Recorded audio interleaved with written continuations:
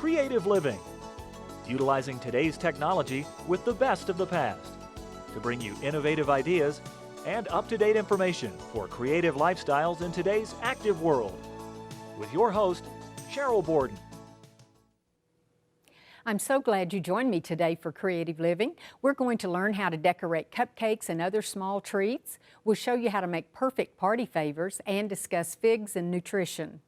One of my guests is Emily Tatak, and she's going to share some of the various techniques students learn when they take course number 1 in a Wilton cake decorating class. She'll also demonstrate some new techniques for cupcakes and other small treats. Emily's from Woodridge, Illinois. Another guest is Christine Widfelt, and she's with Close to My Heart in Pleasant Grove, Utah. Christine's going to show how to unleash the party planner in you and make it easy and fun at the same time. She'll show how to make invitations, envelopes, cupcake liners, favor tubes, and much more. All of these items can be made in very little time, and they're a great way to use up scraps you have left from previous projects. And we'll begin the show with Carla Stockley, who is the Executive Director for the California Fig Advisory Board in Fresno, California. Carla will talk about the many nutritional benefits of consuming fresh and dried figs.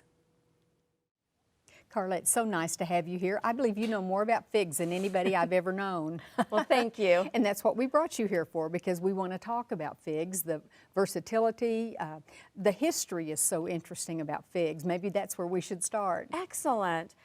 It's very interesting. Figs have been around since the Garden of Eden. So they really were perhaps that forbidden fruit in the Garden of Eden.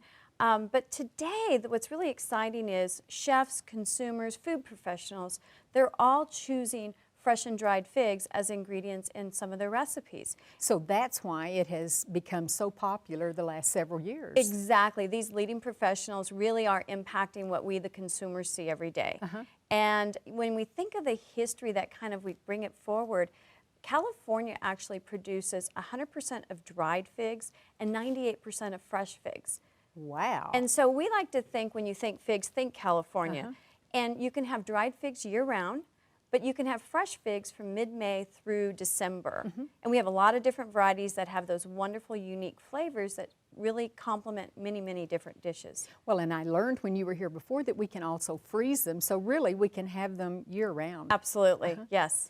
And is there any dish, I guess, that you couldn't incorporate figs with? I'd say no, absolutely not. And they're perfect out-of-hand snacking. And one of the things, figs really are that nutrition powerhouse. 3 to 5 figs are a serving of fruit, and they provide an excellent source of dietary fiber, and we're all trying to get more fruit and vegetables every day. They also provide a good source of potassium and calcium, things that most people are deficient in. They're fat and cholesterol free, they're sodium free, and they also are going to provide some much needed antioxidants to help build our immune systems. And that's what people are really interested in, because we want to eat something that tastes good, first of all, and figs do. But second, that's good for us, and it's not always the same thing that falls into those categories. So figs really do fit the bill. Yes, and one of the things, as you said, it's all about flavor, and it's a bonus that this particular fruit is nutritious as well. And what I've liked is the recipes that you've sent me. We can serve it as a side dish. Yes. As in this case, the figs become part of the main dish because you've made chicken shish kebabs. Yes. And one of the things that we did here, and again, you can use your fresh figs throughout the season. You can freeze them and use them in your salsas and things like that. But what the versatility of the dried fig, having them year-round, that's what chefs and cooks love. It really provides a nice, rich, meaty flavor that's going to provide some sweetness that balances with your salt, your pepper, and some other things. And what we have here is, it's a mission fig, and it pairs perfectly with the fennel and the chicken. So fennel, it has that licoricey flavor. It's going to work well with the mission figs. And all you do is you put them on a skewer. You can also add peppers to that. And again, thinking of how do you want to do your shish kebab. But the fruit adds a nice balance of flavor there. And then a nice microgreen salad. You can do that on the side. We drizzle it with some nice balsamic glaze. And then we also did a fig salsa. This is a fig avocado pepper salsa. And what's nice about that, you can have salsa all week, but you can pair it with different proteins. Today we paired it with the chicken kebabs and mission figs, but you can have it as an appetizer.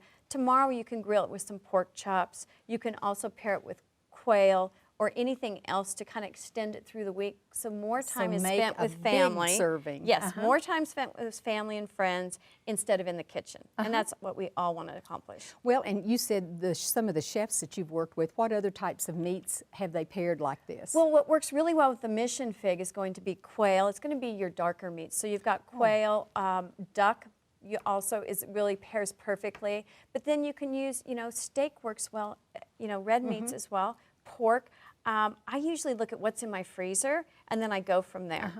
And I think you've told me before, we can really substitute any of the figs. If we only have the Sierra on hand, Absolutely. go with it. Or if we have the Mission figs. And then, like you say, the dried ones give us so many opportunities. It's available forever. And it's the concentration in the dried ones really kind of it's going to give you a different layer and a better pairing for some of these ingredients. More intense. More intense. When we think of mission figs in flavor, you really think of a Cabernet or a Tawny Port. And then again, so we've got in our salsa, we have fresh mission figs, which aren't quite as intense as the dried mission figs. And your Sierras, which are the white figs, are going to deliver like a Riesling flavor. So again, Lighter. just depends on what you want to deliver to that dish. And maybe you're lacking a little more of the berry notes, so you might want to use one of the lighter figs, which we call golden figs. Golden. And what I like too, and it probably was a silly question, but hopefully you've been asked before, you don't have to peel figs. Absolutely That's not. the nice thing. And when we're talking about nutrition, you really don't want to, because the skin has a lot of those wonderful antioxidants, the phenols as well, and you lose flavor and also time. Why would you? Why do you peel an apple? You can eat an apple right out of hand as well.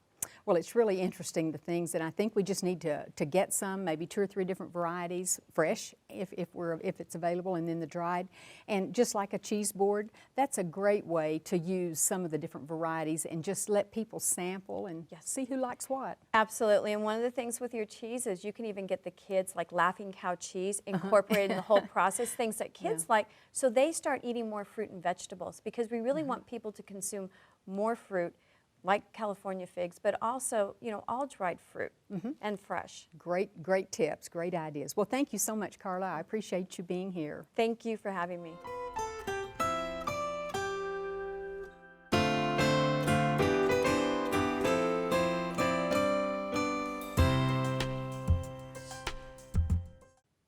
Christine, thank you so much for being with us today. I love scrapbooking and making cards and things like that, but I do remember when I first started years and years ago, you had scissors and glue, and it was sort of like 1st or 2nd grade artwork. That's really. right. But who would have ever thought it would have grown? The business itself would have grown Oh, like yes. it has. It has exploded. There are so many choices, it can become overwhelming, but I want to keep it simple today, because simple is still the best way to go, even though there are lots of different choices. Today we're going to talk parties, because themed parties are all the rage, and you can use your scrapbook and paper crafting supplies. And today I'm focusing on, look at this cute party ensemble. Everything coordinates. Everything works together thanks to some beautiful themed colors that we've chosen ourselves, and of course some of these great shapes that are cut with Close to My Heart's Cricut collection, which is all about parties. So if I wanted to do a space theme or a little girl's princess party, yes, I could just go to that one theme. Yes, exactly. The cartridge has 22 different cupcake liners alone, so you're bound to find one that's right for your party. So you can see we've got the invitation with the little balloons, this cute cupcake liner and pick, a fun little party hat for all your revelers, a little treat tube for them to go home with, and of course my fruit punch with the straw. With the straw. Everything comes together. So if you are really picky about a perfect party, you're going to love working with some of these supplies. But again, you don't have a lot of time many times. No. And so you don't want to spend months getting Absolutely. ready. Please no. Please no. Let's just spend like an afternoon putting this party together for our 8-year-old. Now, today we're going to focus on how to make this cute treat bag. So isn't that fun? Bag. It's a food-safe treat bag, so you can slide a cookie in it or some other treats for your party goers. And it's got some stamped elements that are also cut from those Cricut shapes to make it really easy and unique. And so this is what we're going to make. We are. So we'll start with the glassine bag. Like I said, it's just a little paper pouch. We can set that aside for just a second. The real charm of this project, all these projects, comes together with Cricut cut images and stamp sets. So Let me back this so you Oh, can so see. these coordinate with the cutouts. That's exactly right. Oh, That's okay. exactly right. So even though it looks darling, I did not have to hand trim a one of these, which Those would are have taken a wonderful. lot of time. So this is the Happy Birthday set designed to coordinate with our Cricut Oh, I see collection. the balloon. Yep. And the little And there's the banner. Uh-huh. Exactly right. In fact, will you mind stamping my balloons for me? I'd love to try my balloon this. stamper. They just peel right off the carrier sheet. They're made of a nice clear polymer. It's really durable. Now, before you stamp for the first time with a clear stamp, you'll want to season it. Just remove some of the excess polymer from the stamp set and will help you just get with your hand, you mean? You can just rub it. The Oh. oils on your hand will do a great job. Oh, I've never heard that. Yeah. And then if we need a little excess paper, we can. We'll also work on a nice cushioned surface. Oh, that helps. Which helps your block get what you want. Now, you're working with our cranberry ink Yes, and our I outdoor like the denim. cranberry. I'm going to stamp the Oh Happy Day in our slate ink. And I like these little blocks where you can see through because sometimes I don't put things where they're supposed to go. You know what? That is the genius of clear polymer stamps, is that you get perfect coverage. Why don't you stamp it right here on this balloon that's cut? Can I try it Yeah, over here yeah. first? Stamp I it don't off. want to mess You should. You absolutely should. Stamp it So off does a few this times. mean where it's a little light, does that mean I didn't get good coverage? Exactly right. So should exactly I- right. And you'll also want to make sure you always stamp on a foam pad. If you don't have this Yeah, I've never done Versamat that. I'm working on, every stamp set comes with a foam cushion. Oh. So that you You know, I always think got I've a always nice thrown cushion. those away. I didn't know what they I were think people for. think sometimes that they are packaging, but they're not. They're actually really useful for you in stamping. Oh, darling! Pretty good for That's a beginner. awesome. Yep, you can look right through that block and see how your ink coverage looks. And then you Now can that's line it curved, right so up. you'd have to have it. Yes, you have to have it just right. But again, that's the power of the Cricut cut, is that it lines up very, very nicely. Very so that whole cute. stamp fits So right this in. is what we've done, and Yep. then you've done the little banner. Very, very easy. And then I'm just going to whip it together. Oh, you've got one? Oh, so quickly. What a great way to use scrapbook scraps. It's true, because nothing in this project uses more than just a couple inches. And so I have a I'm box that I just keep, you know, an inch of Well, and this, don't we 3 all? inches of that, and this is a great project. Nobody wants to throw anything away, but you just Now hope that- that is you're that going to use fabric? it. It is chevron ribbon. Just comes on a Oh, little I spool. see. Chevron's a really fun design right now. And then all I'd need to do is stamp my little balloon strings. You can see that it. Look at that. It is, even has string. That's a stamp. Comes right with that. I'm going to use my outdoor denim. You can see that I can just add those little strings right here. And then we really are ready. Oh, and you're using the foam adhesive to like, lift it? Exactly I right. like I that like a little too. bit of foam tape because it gives a little bit of extra dimension to any project. And it's very, very simple to work with. You can just cut it off in any length that you want. We have a non-stick scissors so that the adhesive doesn't gum it up at all. And there goes the balloon, right? There goes our attached to balloon its- number one, attached to its foam base. And now you've still got some red ink on that stamp, but it's really, really easy to clean it off. You can just stamp off on that white paper to get some of your excess red ink off. When you're ready to trade colors, it's as simple as using a little bit of spritz cleaner. I'll show you how that works. I'll hold it off so I Is don't that spray like you. an alcohol base? It or is what? not an alcohol No. base because alcohol can be deleterious to your stamps. They are not a friend of polymer. Oh, I see. And So- that's what, a little brush? It's a non-toxic see. cleaner, and this is a brush, and it will help get, Oh, now you you can got see it how all it's off. totally clear. And then I can stamp my second balloon in a completely different color, and I don't have to worry about bleed through or anything like that. And I've never and push. realized, but I have stamped on a hard surface before, and you don't get the full coverage. that's right. So I've On a already cushioned learned a lot. surface, look how Yeah. even that is. It Just, is. it's going to look perfect every time. And then I'm going to cut this. So really, in the space of about 3 minutes, we yeah. have made our first treat bag, and it's so adorable, totally themed. How cute. Ready you know, to I fill with a think this goodie. would be a fun activity also for It kids to would. make their own. What a fun idea to have them think work so. on that and decorate their own favorite bag before they go home from the party. Great Great. idea. Well, the hats and everything. What a cute idea, and how fast was that? Thank you so much for showing us how to do this. You're very welcome.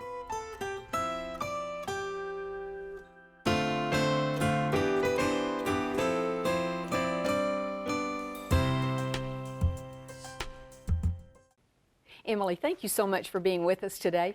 I've loved working with cake decorating and then learning about the candy melts and these things through the years. But I have a little niece who lives in Houston, Texas, and she's been taking some Wilton classes, I guess, for children. Wonderful. But you offer them for children and adults, Yes, don't you? we do. Yes, we do. So we offer course 1, 2, and 3, and they're available at your local craft store. You can go in and learn from a Wilton method instructor all the fundamentals of cake decorating. Well, I know, I don't know that I've had your class, but years and years ago I was able to take a class, and I don't think I've ever used anything more with my kids and grandkids and neighbors. Absolutely, yes. We make the techniques very, very easy to learn and very adaptable. So once you learn a technique, you can use it on a cake, a cupcake, a cake pop. It really doesn't matter. Yes. And I noticed you have lots of the tips down there, and that's really the secret to the cake decorating. Absolutely, having the right tools. So we have some tip sets. They're a set of 4, and we have a border tip set, a drop flower, and a ruffle tip set. So these are great kind of intro tips. So once you learn the basic technique, you can adapt it and use any one. Yes. And it is fun to try different techniques using the different tips. Absolutely. It's so easy to just change and make something look so different with just a different tip. Okay. Now you're just going to maybe work on some of these cupcakes and demonstrate some of these to show how easy they are. Yes. So all of these techniques you will learn in course 1. They're super basic, but they're super impressive, as you can see.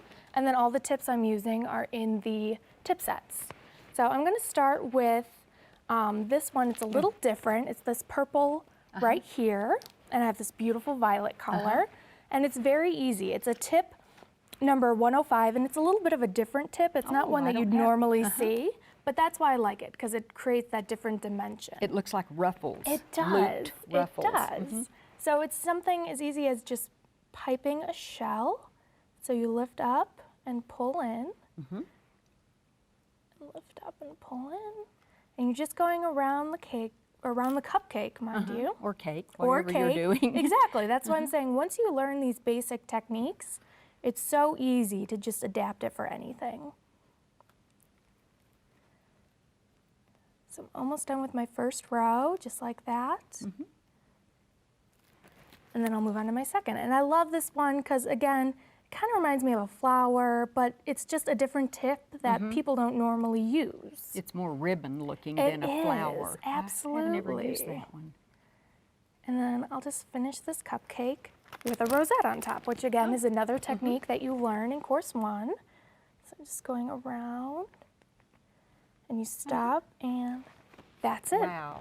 How pretty. How easy. And what I think is interesting is how the colors, this one's dried, but it's still very vibrant. Still they don't very change vibrant. colors too much. Yes, yes. So these were all done with our Wilton colors, and I just chose a nice kind of pastel, vibrant, but you can really do any kind of color So that you was like. tip 105. That was tip 105. So this is a drop flower tip. This is tip 190. And I'm going to be doing this one that looks like a hydrangea.